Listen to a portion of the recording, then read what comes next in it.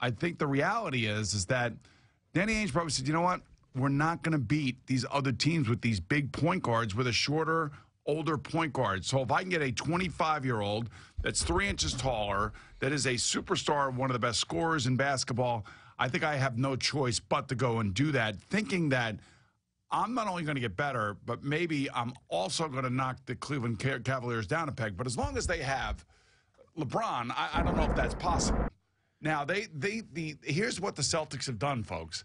They only have 4 players left on their roster from last year's 15 players, right? And the number 1 team in the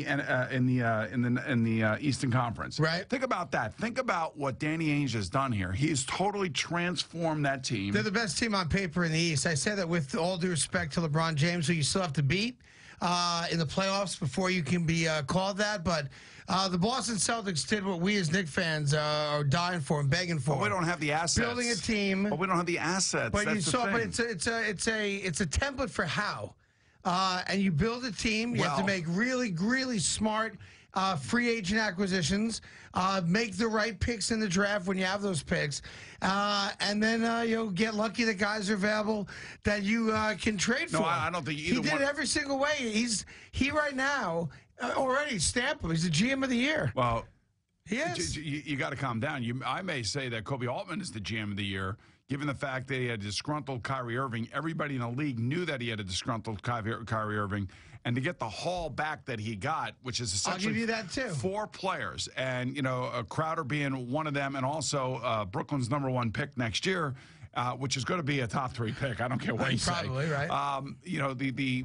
So what Altman did for Cleveland is awesome. Yeah, I agree. I think it's actually in a very strange way, a very equal, fair trade. Both players get starting point guards, both teams rather.